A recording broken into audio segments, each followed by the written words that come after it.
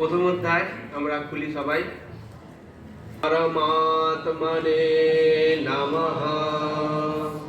अथ प्रथमोऽध्यायः अर्जुन विषाद योगः। धृतराष्ट्र उवाच धर्मक्षेत्रे कुरुक्षेत्रे समवेतायुयुत्सवः। मामकाः पाण्डवाश्चैव किमकुर्वत सञ्जय। सञ्जय उवाच दृष्ट्वा तु पाण्डवानीकं व्यूढं दुर्योधनम्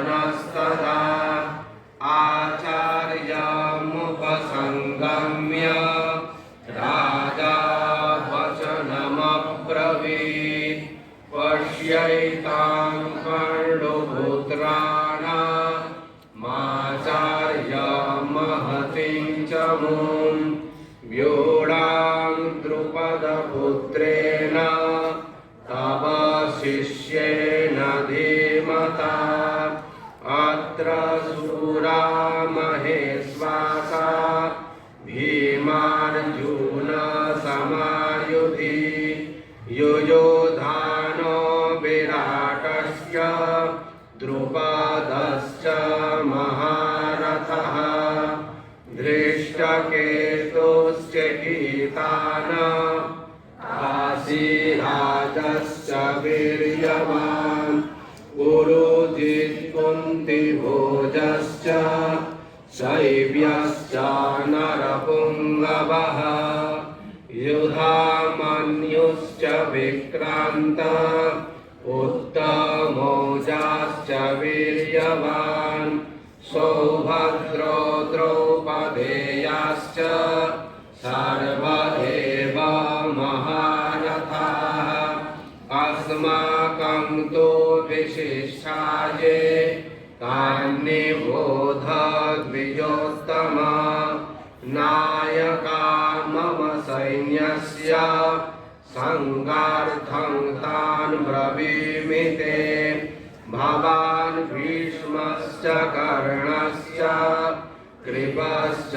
समितिञ्जयः अश्वत्थामा विकर्णश्च सौमदत्तिर्जयद्रथः अन्ये च बहवः शूरा मदर्थे त्यक्तजीविताः नानाशस्त्रप्रहरणाः सर्वे युद्धविशारदाः अपर्याप्तं तदस्माकं बलं भीष्माभिरक्षितं पर्याप्तं द्विदमेतेषां बलं भीमाभिरक्षितम् अयनेषु च सर्वेषु यथा भागमवस्थिताः भीष्ममेवाभिरक्षन्तु भवन्तः सर्व एव हि तस्य सञ्जनयन् हर्षं कुरु वृद्धः पितामहः सिंहनादं विनोद्यस्यै शङ्खं दद्मौ प्रतापवान्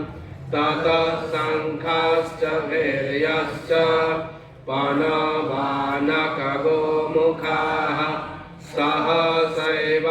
सहसैवाभ्यहन्यन्त सशब्दस्तु मूलोऽभवत्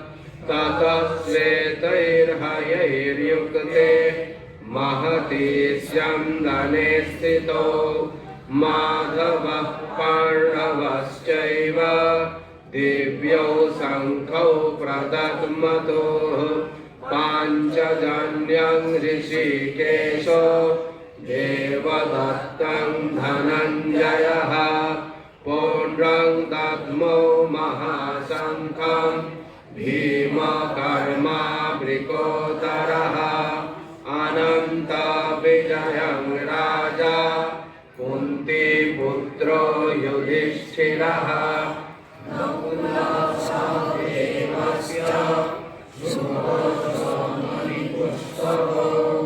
काश्यश्च परमेश्वासः शिखण्डी च महारथः धृष्टद्युम्नो विराटस्य सात्यकिश्च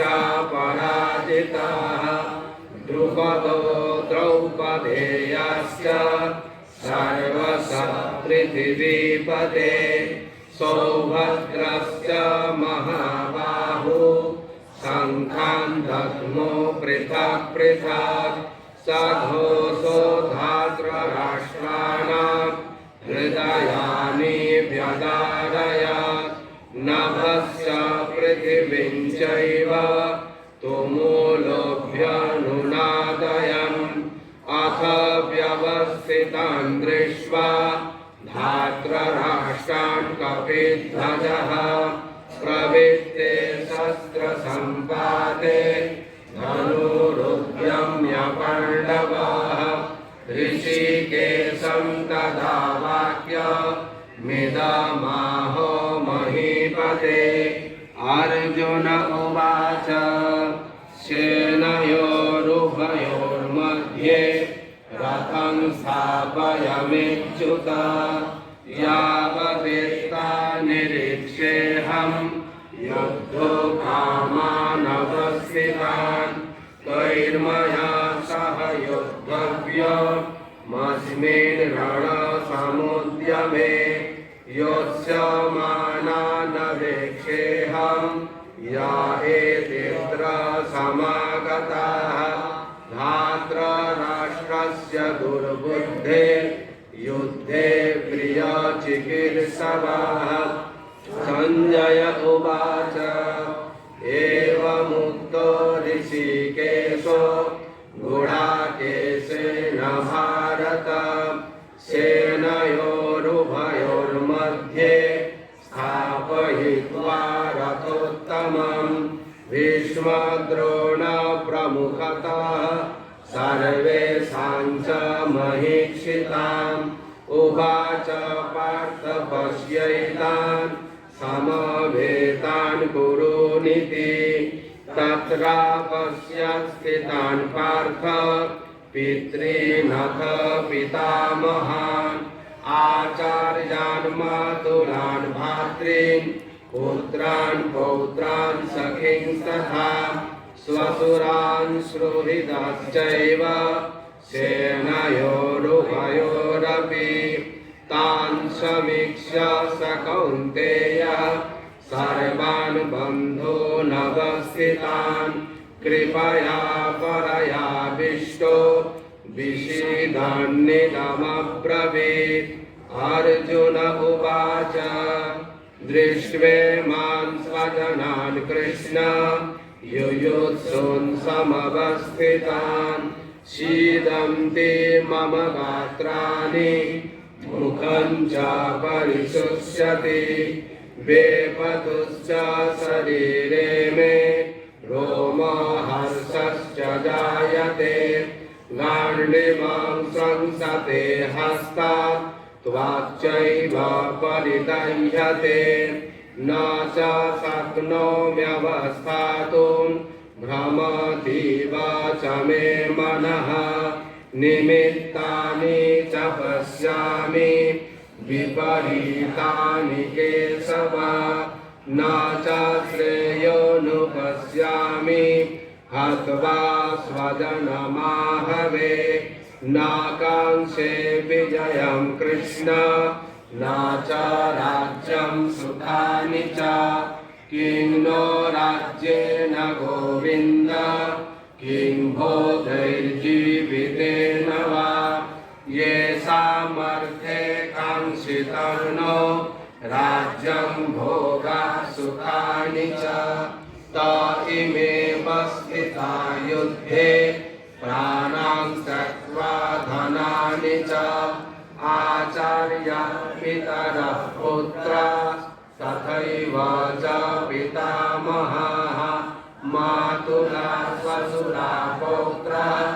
शाला सम्बन्धिनस्तथा एतान्न हन्तुमिच्छामि ज्ञातोऽपि मधुसूदन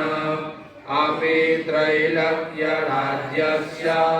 हेतुः किं नो महि कृते निहत्य धार्तराष्ट्राण्य आविदेशार्जनार्दन पापमेव श्रयेदस्मान् अद्वैतानाततायिनः तस्मान्नर्हा वयं हन्तुं धार्तराष्ट्रान् स्वबान्धवान् स्वजनं हि कथं हत्वा सुखिनः स्याममाधव यद्यप्येतेन पश्यन्ति लोभपहतचेतसः कुलक्षयकृतं दोषं मित्रद्रोहे च पातकं कथं न ज्ञेयमस्माभिः पापादस्मान्निवर्तितुं कुलक्षयकृतं दोषं प्रपश्यद्भिर्जनार्दन कुलक्षये प्रणश्यन्ति कुलधर्मः सनातनः धर्मे नष्टे कुलं कृष्ण मधर्मोऽभिभवत्युत अधर्माभिभवात् कृष्ण प्रद्युषन्ति कुलस्त्रियः दुष्टासु वार्ष्णेय जायते वर्णसङ्करः संकरो नरकायैव कुलघ्नानां कुलस्य च पतन्ति पितरो ह्येषां लुप्तपिण्डोदकक्रियाः दोषैरेतैः कुलघ्नानां वर्णसङ्करकारकैः उत्साद्यन्ते जातिधर्मा कुलधर्माश्च शाश्वताः उत्सन्नकुलधर्माणां मनुष्याणां जनार्दन नरके नियतं वासो भवतीत्योऽनुशुश्रुमा अहो बत महत्पापं कर्तुं व्यवसिता वयं यद्राज्यसुखलोभेन हन्तुं स्वजनमुद्यताः यदि मामप्रतीकारमसस्रं शस्त्रपाणयः धार्तराष्ट्रारणे हन्युस्तन्मे क्षेमतरं भवेत् संजय उवाच एवमुक्त्वार्जुनः सङ्ख्ये हस्त उपाविशत् विसृज्य ससरं चापं शोकसंविघ्नमानसः इति श्रीमहाभारते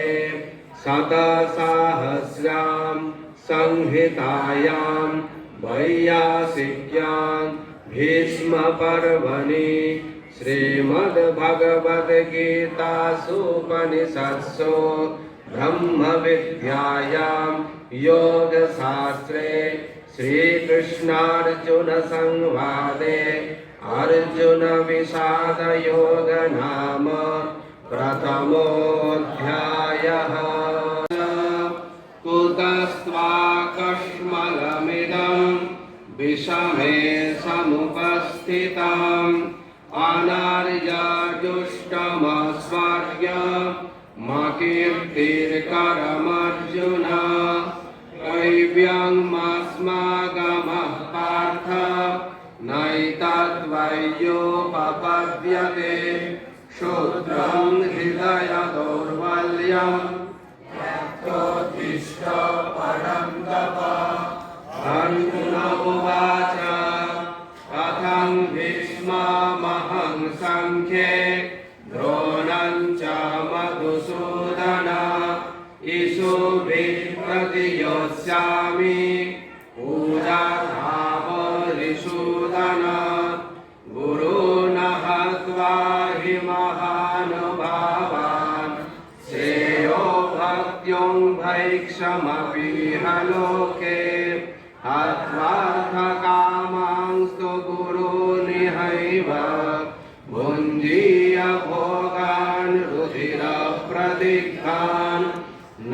चैतद्विद्मः कतरन्नो गरीयो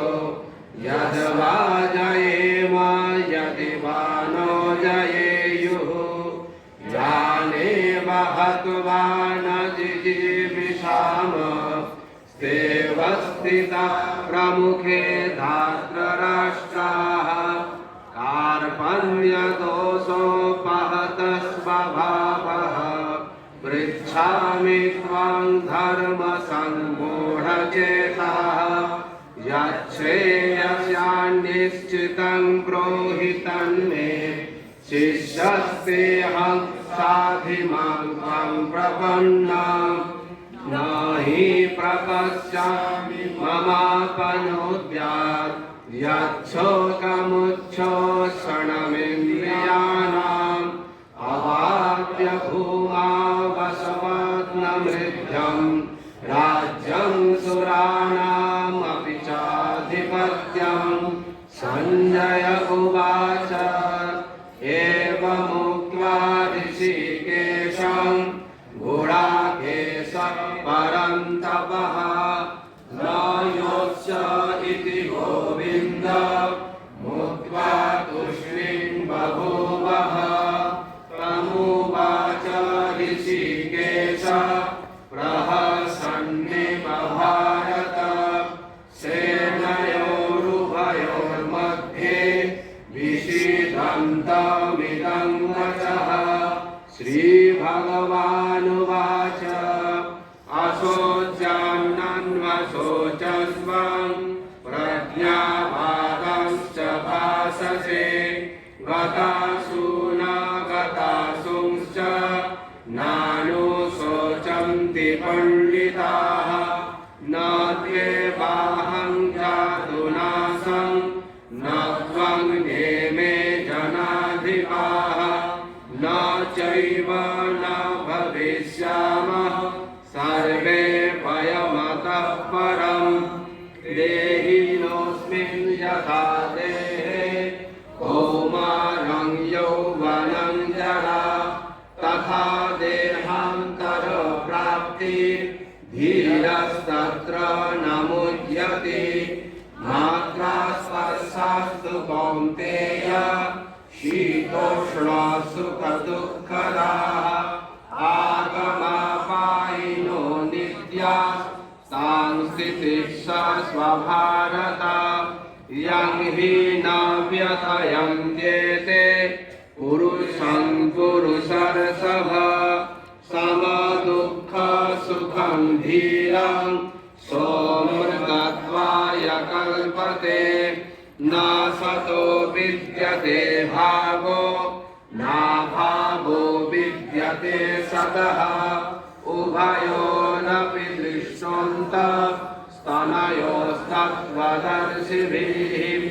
अविनाशी तु तद्वृद्धि येन सर्वमिदं ततं विनाशमव्ययस्य न कश्चित् कर्तुमर्हति अन्तवन्त इमे देहा नित्यशोक्या शरीरिणः अनासीनो प्रमेयस्य तस्माद्युद्धस्य भारत य एनं वेत्ति हन्तारं यस्यैनं मन्यते हतम् उभौ तौ न विजानीतो नायं हन्ति न हन्यते न जायते म्रियते वा कदाचित् नायं भूत्वा भविता वा न भूयः अजो नित्यं शाश्वतोऽयं पुराणो न हन्यते हन्यमाने शरीरे वेदाविनाशिनं नित्यं या एनमजमव्ययम् कथं सः पुरुषः पार्थ कं घातयति हन्तिकम् वासांसि जीर्णानि यथा विहाय नवानि गृह्णाति नरोपराणि तथा शरीराणि विहाय जीर्णा नन्यानि संयाति नवानि देहि नैनं छिन्दन्ति शस्त्राणि नैनं दहति पावकाः न चैनं क्लेदयन्त्यापो न शोषयति मारुतः अच्छेद्योऽयमदाढ्योऽयमक्लेद्यो शस्य एव च नित्या सर्वगतस्थानो रचलोऽयं सनातनः अव्यक्तोऽयमचिन्त्योऽयमविकार्योऽयमुच्यते तस्मादेवं विदित्वैनं नानुशोचितुमर्हसि अथ चैनं नित्यजातं नित्यं वा मन्यसे मृतं तथापि त्वं महाबाहो नैनं शोचितुमर्हसि जातस्य हि ध्रुवो मृत्युर्ध्रुवं जन्म मृतस्य च तस्मादपरिहार्येऽर्थे न त्वं शोचितुमर्हसि अव्यक्तादीनि भूतानि व्यक्तमध्यानि भारत अव्यक्तनिधनान्येव तत्र का परिदेवना आश्चर्यवत् पश्यति कश्चिदेन आश्चर्यवत् वदति तथैव चान्यः आश्चर्यवच्चैनमन्यः शृणोति श्रुत्वाप्येनं वेद न चैव कश्चित् देहि नित्यमवध्योऽयं देहे सर्वस्य भारत तस्मात् सर्वाणि भूतानि न त्वं शोचितुमर्हसि स्वधर्ममपि चानेक्ष न विशम्पितुमर्हसि धर्म्याद्वियुक्ताश्रेयो क्षत्रियस्य न विद्यते यदीक्षया चोपपन्नं स्वर्गद्वारमपावृतं सुखी न क्षत्रिया पार्थ लभन्ते युद्धमीदृशम् अथ चेत्त्वमिमं धर्म्यं संग्रामं न करिष्यसि ततः स्वधर्मं कीर्तिं च हित्वा पापमवाप्स्यसि अकीर्तिं चापि भूतानि कथयिष्यन्ति ते व्ययाम् सम्भावितस्य चाकीर्तिः मरणात् प्रतिरिच्यते भयाद्गणातु परतं मन्स्यन्ते त्वं महारथाः येषां च त्वं बहुमतो भूत्वा यास्यसि राघवम् अवाच्यवादांश्च बहून् वदिष्यन्ति तवाहिताः निन्दन्तस्तव सामर्थ्यं ततो दुःखतरं नु किम् हतो वा प्राप्स्यसि स्वर्गं जित्वा वा भोक्ष्यसे महीम् तस्मादुत्तिष्ठ कौन्तेय युद्धाय कृतनिश्चयः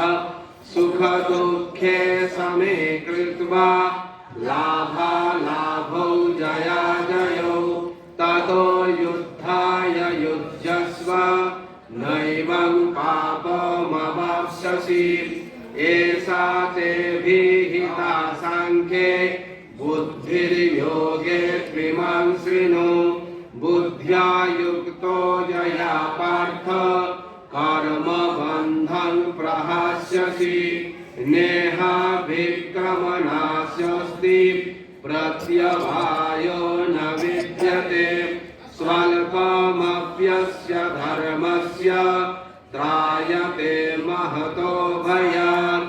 व्यवसायात्मिका बुद्धिरेकेह कुरु नन्दन बहुशाखा जनन्ताश्च बुद्धयो व्यवसायिनां यामिमां पुष्पितां वाचं प्रवदन्त्य विपश्चितः नान्यदस्तीति वादिनः कामात्मानः सर्गपरा जन्म कर्म फलप्रदां क्रियाविशेषबहुलां भोगैश्वर्यगतिं प्रति भोगैश्वर्यप्रशस्तानां तया प्रवृत्तचेतसां व्यवसायात्मिका बुद्धिः समाधो न विधीयते त्रैर्गुण्या विषया मेधा निस्त्रैर्गुण्यो भवार्जुन निर्द्वन्द्वो नित्यसत्त्वस्थो निर्यो भवान् यावानर्थ उदपाने सर्वतः संप्लुतोदके तावान् सर्वेषु वेदेषु ब्राह्मणस्य विजानताः कर्मण्येवाधिकारस्ते मा फलेषु कदाचन मा कर्मफलहेतुर्भुर्मा ते सङ्गोऽस्त्वकर्मणि योगस्थः कुरु कर्माणि सङ्गं त्यक्त्वा धनञ्जय सिद्ध्यासिद्ध्यो समो भूत्वा समत्वं योग उच्यते दूरेणाह्यवरं कर्म बुद्धियोगात् धनञ्जय बुद्ध्यौ शरणमन्विच्छ कृपणाः फलहेतवः बुद्धियुक्तो जहातीह उभे सुकृतदुष्कृते तस्माद् योगाय युज्यस्व योगः कर्मसु कौशलम् कर्मजं बुद्धियुक्ता हि फलं त्यक्त्वा मनीषिणः जन्मबन्धविनिर्मुक्ता पदं गच्छन्त्यनामयम् यदा ते मोहकलिलं बुद्धिर्व्यतितरिष्यति तदा गन्तासि निर्वेदं श्रोतव्यस्य श्रुतस्य च श्रुतिभिः प्रतिपन्ना ते यदा स्थास्यसि निश्चला समाधावचला बुद्धिः तदा योगमवाप्स्यसि अर्जुन उवाच स्थितप्रज्ञस्य का भाषा समाधिस्थस्य केशव स्थितधिः किं प्रभासेत किमासीत व्रजेत किम् श्रीभगवान् उवाच प्रजहाति यदा कामान् सर्वान् पार्थो मनोगतान् आत्मन्येवात्मना तुष्ट स्थितप्रज्ञः समुच्यते दुःखेष्वनुद्विग्नमनः सुखेषु विगतस्पृहः वीतरागभयक्रोधः स्थितधीर्मुनिरुच्यते यः सर्वत्रानभिस्नेहः तत्प्राप्य शुभाशुभम् नाभिनन्दति न द्वेष्टि तस्य प्रज्ञा प्रतिष्ठिता यदा संहरते चायं पूर्वङ्गानि सर्वशः इन्द्रियाणीन्द्रियार्थेभ्यः तस्य प्रज्ञा प्रतिष्ठिता विषया विनिवर्तन्ते निराहारस्य देहिनः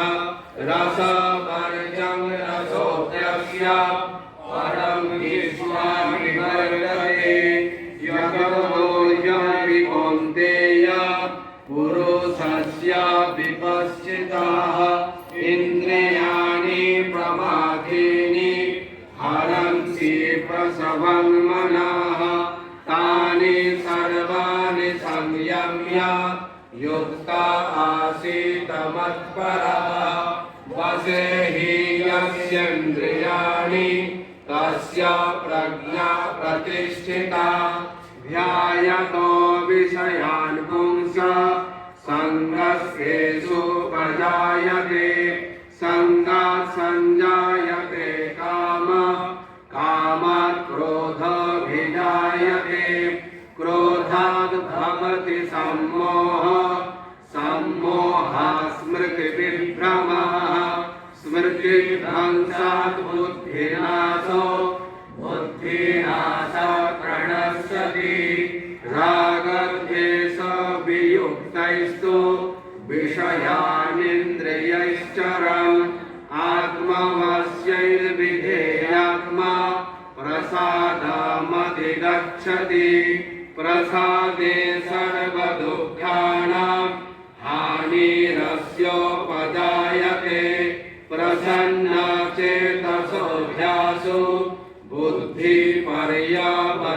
प्रतिष्ठते नास्ति बुद्धिरयुक्तस्य न चायुक्तस्य भावना न चाभावयतः शान्ति रसान्तस्य कुतः सुखम् इन्द्रियाणां हि चरणां यन्मनोनुविधीयते तदस्य हरति प्रज्ञां वायुर्नावमिमं वसि तस्माद् यस्य महाबाहो निगृहीतानि सर्वशः इन्द्रियाणीन्द्रियार्थेभ्यः तस्य प्रज्ञा प्रतिष्ठिता यानि सा सर्वभूतानां तस्यां जागर्ति संयमी यस्यां जागृति भूतानि सानि सा पश्यतो मुनेः आपूर्यमानमचलप्रतिष्ठं समुद्रमाप प्रविशन्ति यद्वत् तद्वत् कामायं प्रविशन्ति सर्वे सा शान्तिमाप्नोति न कामकामीं विहाय कामान् यः सर्वान् पुमांश्चरति निष्क्रियः निर्ममो निरहङ्कारः सा शान्तिमधिगच्छति एषा ब्राह्मी स्थितिः पार्थ नैनं प्राप्य विमुह्यते स्थित्वा स्यामन्तकालेऽपि ब्रह्मनिर्वाणमृच्छति इति श्रीमहाभारते शतसाहस्र्यां संहितायां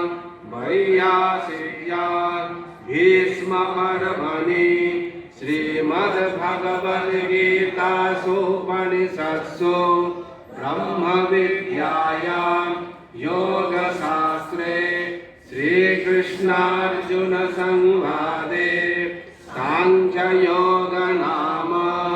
द्वितीयोऽध्यायः। भक्तियोग अर्जुन उवाच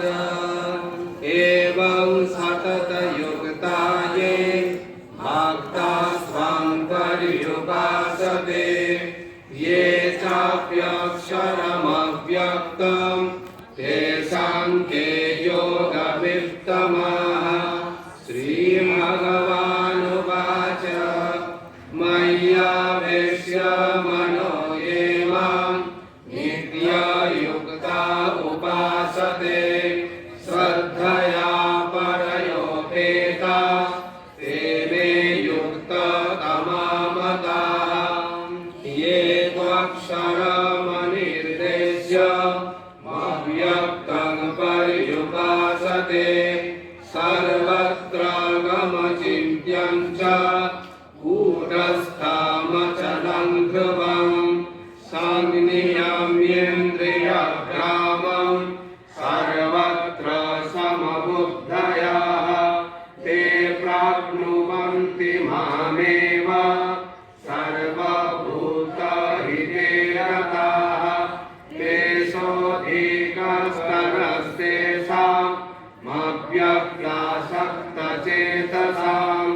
अव्यक्ता हि गतिर्दुःखम् देहमद्भिरवाप्यते। ये तु सर्वाणि कर्माणि मयि सन्न्यस्य मत्पराः अनन्येनैव योगेन मां ध्यायन्त उपासते तेषामहं समुद्धर्ता मृत्यो संसारसागरात् भवामि न चिरात् पार्थ मय्यावेशितचेतसां मय्येव मन आधत्स मयि बुद्धिं निवेशय निवसिष्यसि मय्येव अत ऊर्ध्वं न संशयः। अथ चित्तं समाधातुं न शक्नोषि मयि स्थिरम् अभ्यासयोगेन इच्छातुं धनञ्जय अभ्यासेभ्य समर्थोऽसि मत्कर्म परमो भव मदर्थमपि कर्माणि कुर्वन् सिद्धिमवाप्स्यसि अथैतदप्यशक्तोऽसि कर्तुम् अभियोगमाश्रितः सर्वकर्मफलत्यागं ततः कुरु यथात्मवान् श्रेयो हि ज्ञानमभ्यासात् ज्ञानाध्यानं विशिष्यते ध्यानात् कर्मफलत्यागः त्यागात् शान्तिरनन्तरम् अद्वेष्टा सर्वभूतानां मैत्रः करुण एव च निर्ममो निरहङ्कारः समदुःखसुखक्षमी सन्तुष्टः सततं योगी यथात्मा दृढनिश्चयः मय्यर्पिता मनोबुद्धिः यो मद्भक्तः समे प्रियः यस्मान्नोद्विजते लोको लोकान्नोद्विजते च यः हर्षामर्षभयोद्वेगैर्मुक्तो यः स मे प्रियः अनपेक्षः शुचिर्दक्षः उदासीनो गतव्यथः सर्वारम्भ परित्यागी यो मद्भक्तः समे प्रियः यो न हृष्यति न द्वेष्टि न शोचति न काङ्क्षति शुभाशुभ परित्यागी भक्तिमान् यः समे प्रियः समशत्रौ च मित्रे च तथा मानापमानयोः शीतोष्णसुखदुःखेषु समसङ्गविवर्जिताः तुल्यनिन्दास्तुतिर्मौनी सन्तुष्टो येन केनचित् अनिकेतः स्थिरमतिः भक्तिमान् मे प्रियो नरः ये तु धर्मामृतमिदं यथोक्तं पर्युपासते श्रद्धानां मत्परमः भक्तास्तेतीव मे प्रियाः इति श्रीमहाभारते शतसाहस्रां संहितायां वैयासिक्यां भीष्मपर्वणि श्रीमद्भगवद्गीतासूपनिषत्सु ब्रह्मविद्यायां योगशास्त्रे श्रीकृष्णार्जुनसंवादे भक्तियोग नाम द्वादशोऽध्यायः।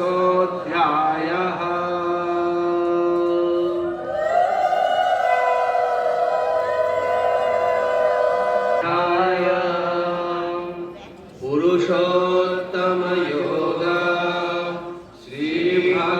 श्रीभगवानुवाच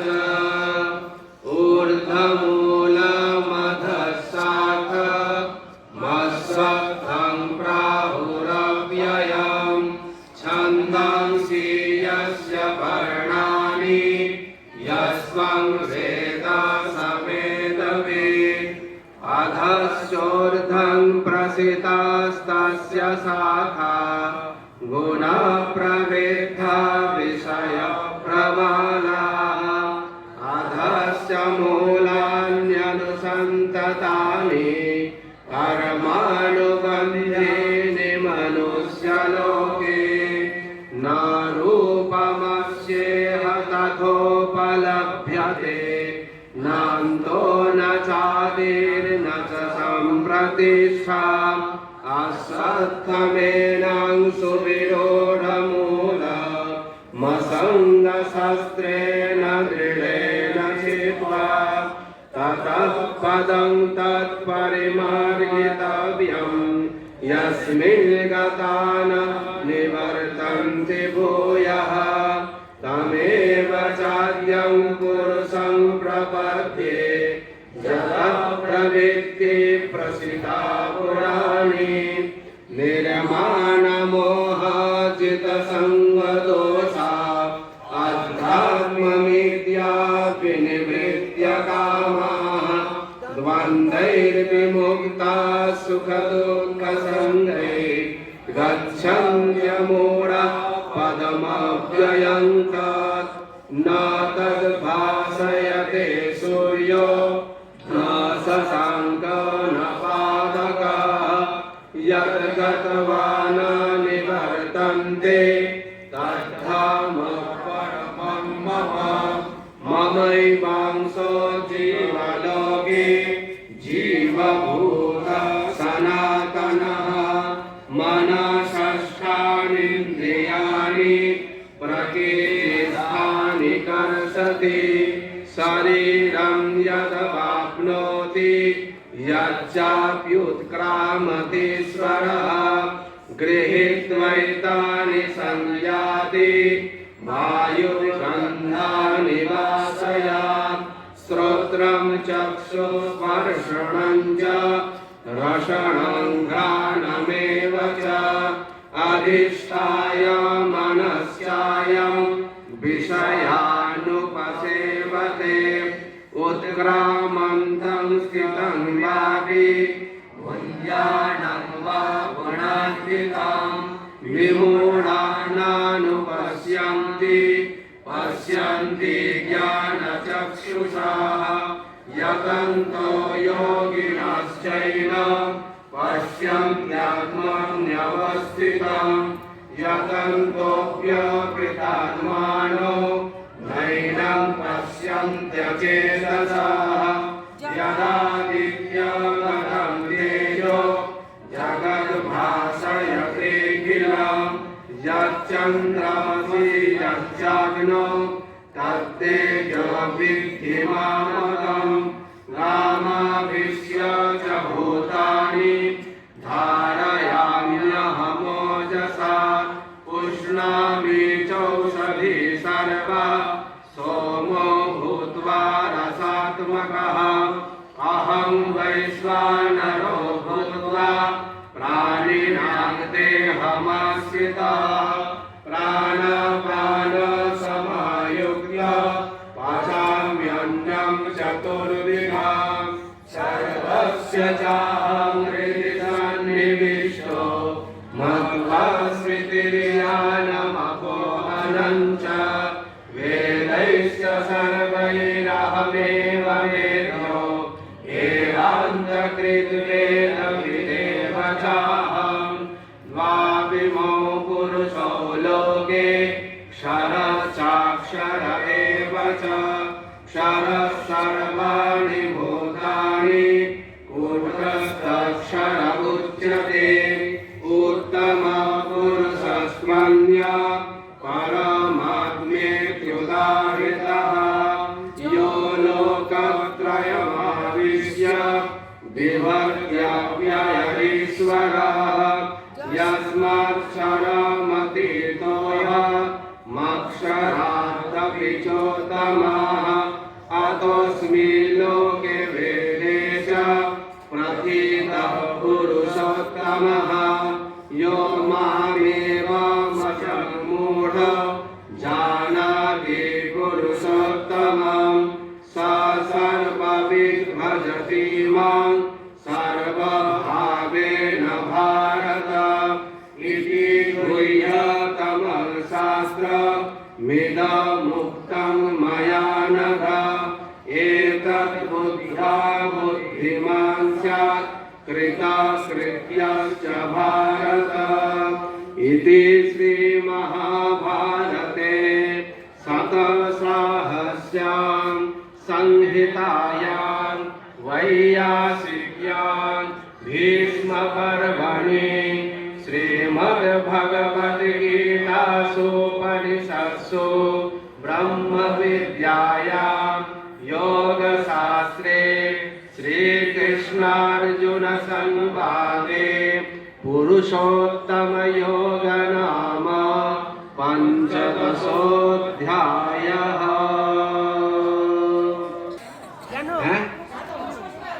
হ্যাঁ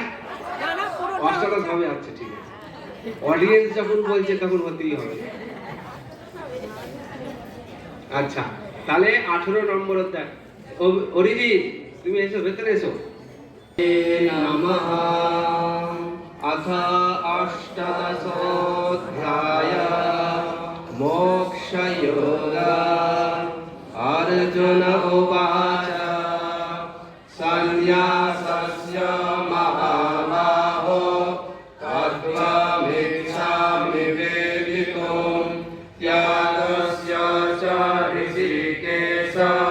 पृथक् केशिनिषूदन। श्रीभगवानुवाच काम्यानां कर्मणां न्यासं सन्न्यासं कवयो विदुः सर्वकर्मफलत्यागं प्राहुस्त्यागं विचक्षणाः। त्याज्यं दोषपरित्येगे कर्म प्राहुर्मनीषिणः। यज्ञदान तपः कर्म न त्याज्यमिति चापरे। निश्चयं शृणु मे तत्र त्यागे भरतसत्तम। त्यागो हि पुरुषव्याघ्र त्रिविधः सम्प्रकीर्तितः। यज्ञदान तपः कर्म न त्याज्यं कार्यमेव च। यज्ञदानं तपश्चैव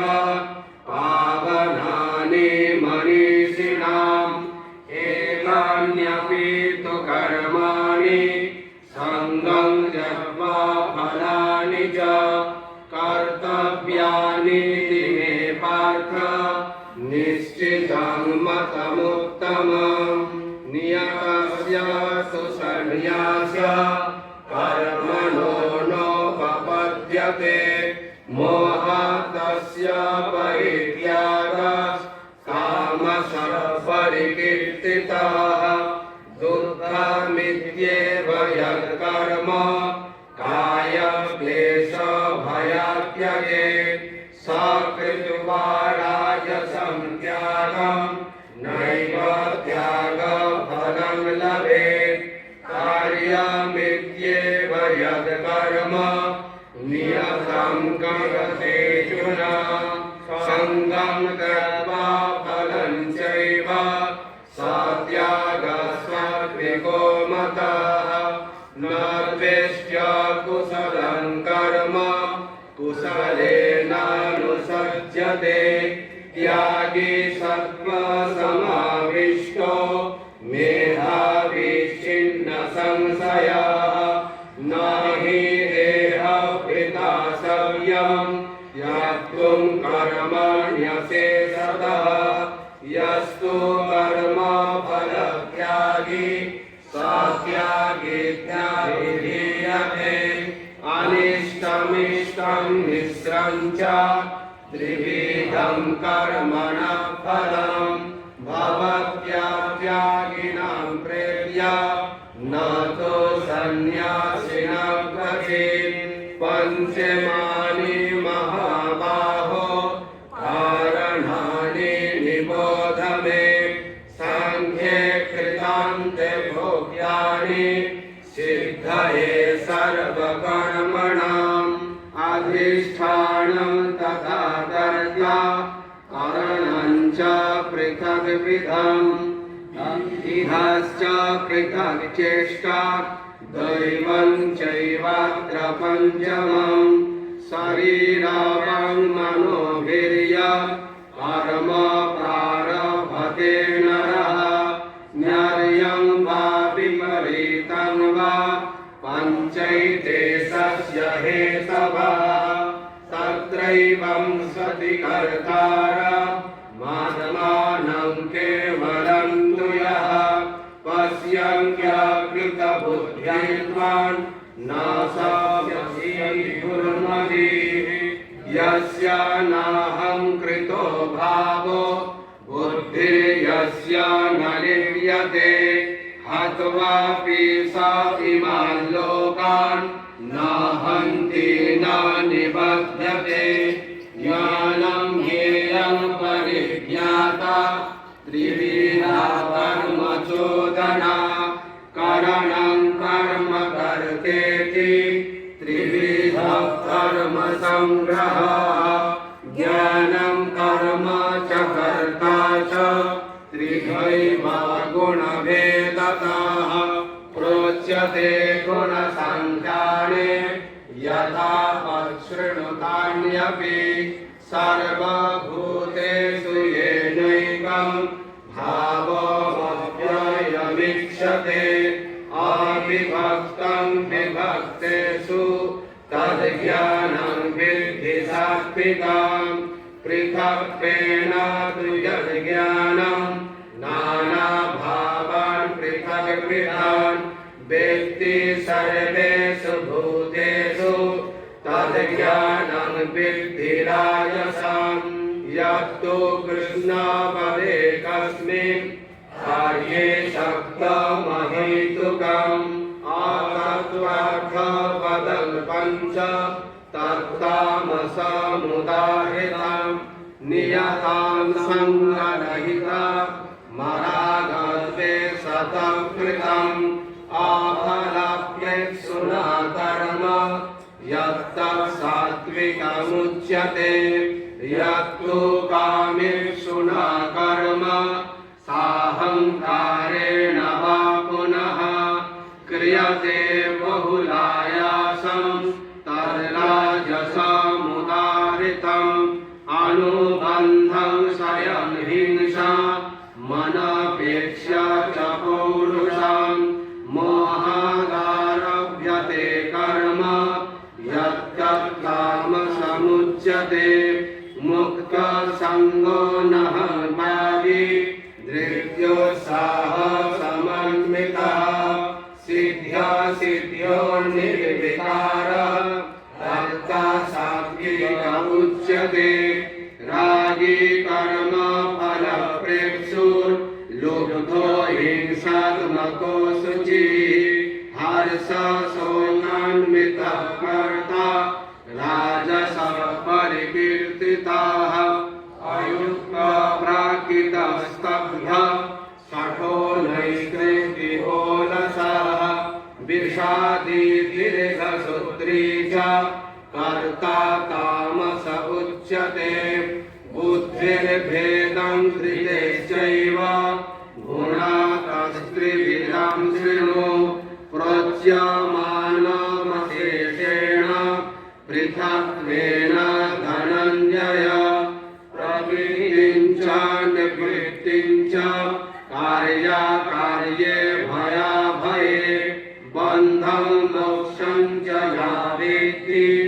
बुद्धिः सा पार्थ सात्विकी यया धर्ममधर्मं च कार्यं च कार्यमेव च अयथावत् प्रजानाति बुद्धिः सा पार्थ राजसी अधर्मं धर्ममिति या मन्यते तमसावृता सर्वार्थान् विपरीतांश्च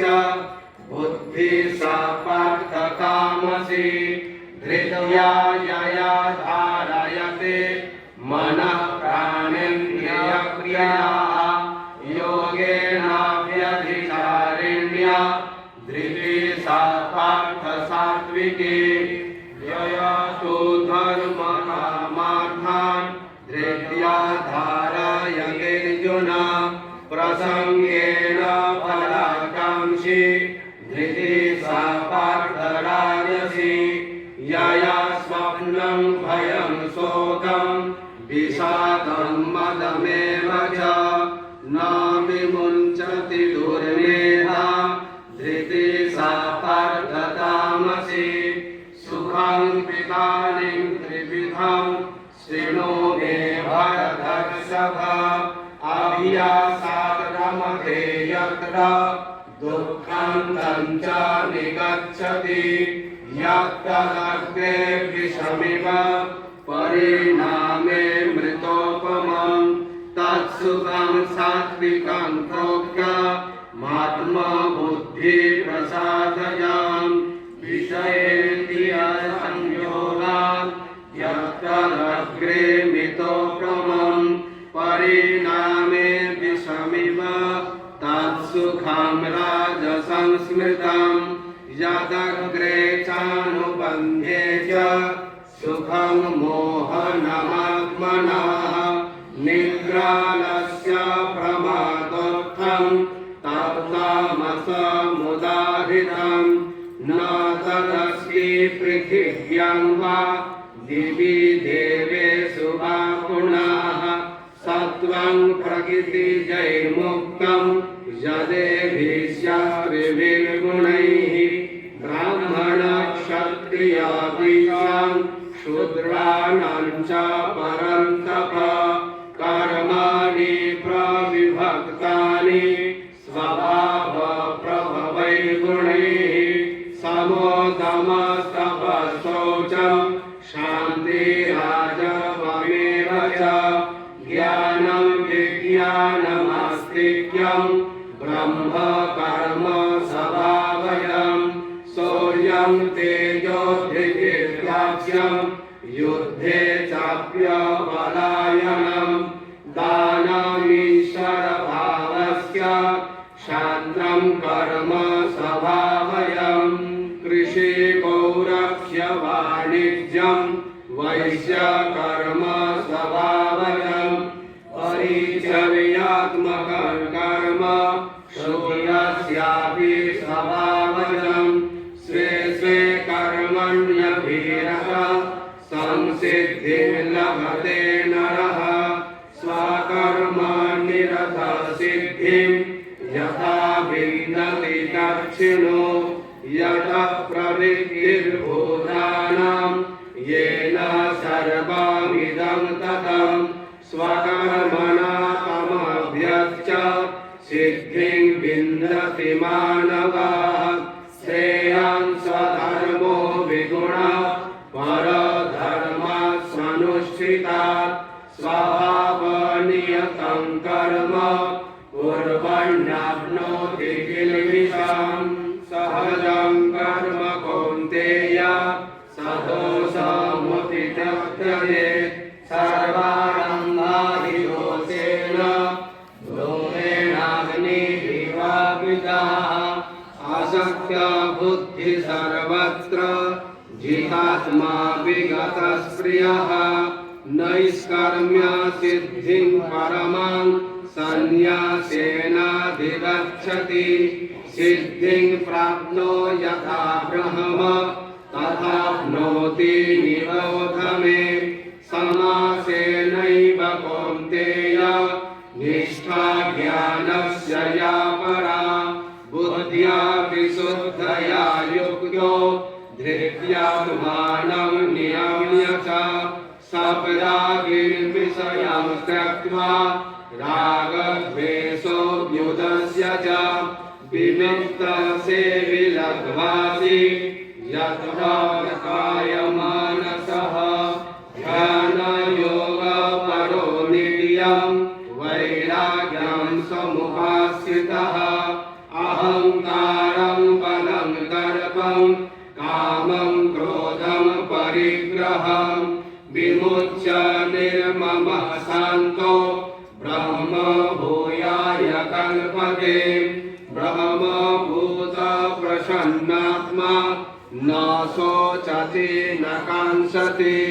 समः सर्वेषु भूतेषु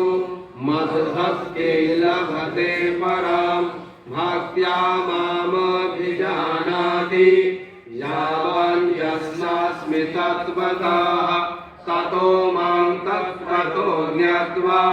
विशते तदनन्तरं सर्वकर्माण्यपि सदा कुर्वाणो मद्व्यपाश्रयः मत्प्रसादादवाप्नोति शाश्वतं पदमव्ययम् चेतसा सर्वकर्माणि मयि संन्यस्य मत्परः बुद्धियोगमुपाश्रित्य मच्चित्त सततं भव मच्चित्त सर्वदुर्गाणि मत्प्रसादात् तरिष्यसि अथ चेत्त्वमहङ्कारं न श्रोष्यसि विनक्ष्यसि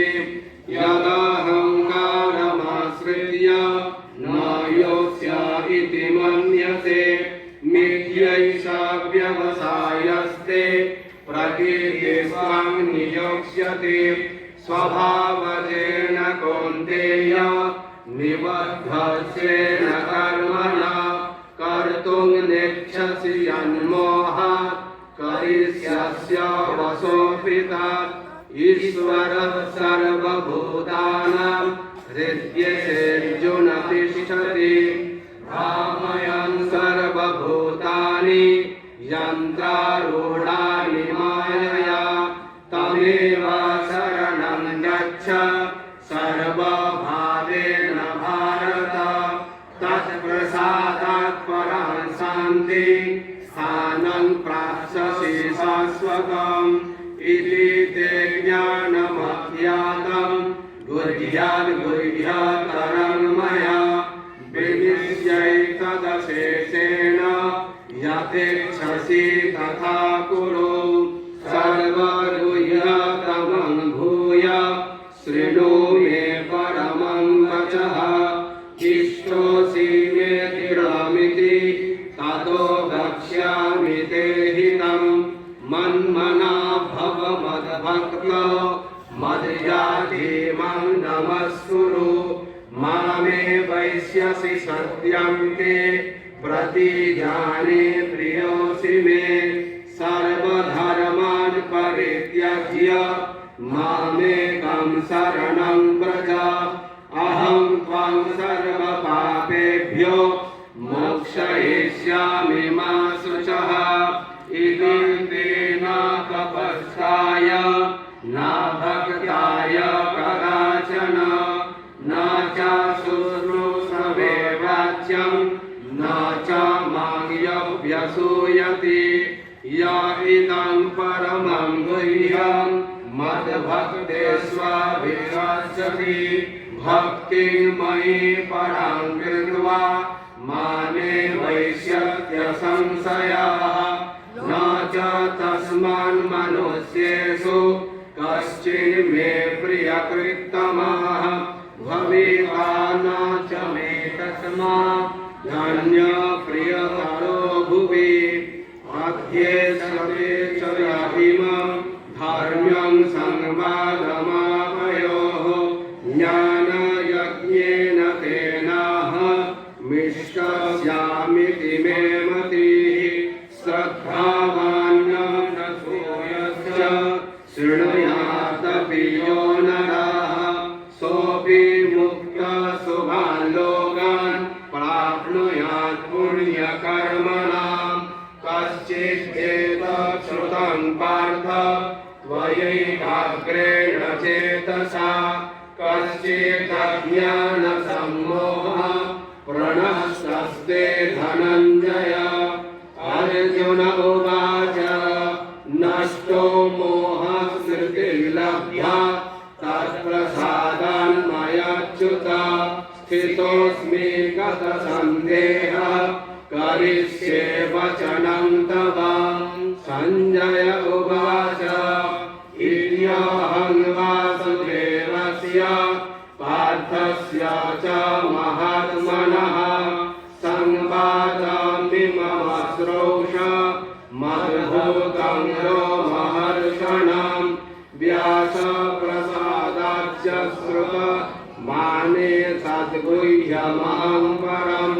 योगं योगेश्वरात् कृष्णात् साक्षात् कथयत स्वयं राजन् संस्मृत्य संवादमिममद्भुतं केशवार्जुनयोः पुण्यं हृष्यामि च मुहुर्मुहुः तच्च संस्मृत्य रूपमत्यद्भुतं हरेः विस्मयो मे महान् राजन् हृष्यामि च पुनः पुनः यत्र योगेश्वरः कृष्णो यत्र पार्थ धनुर्धरः तत्र श्रीविजयो भूतिर्ध्रुवा नीतिर्मतिर्मम यत्र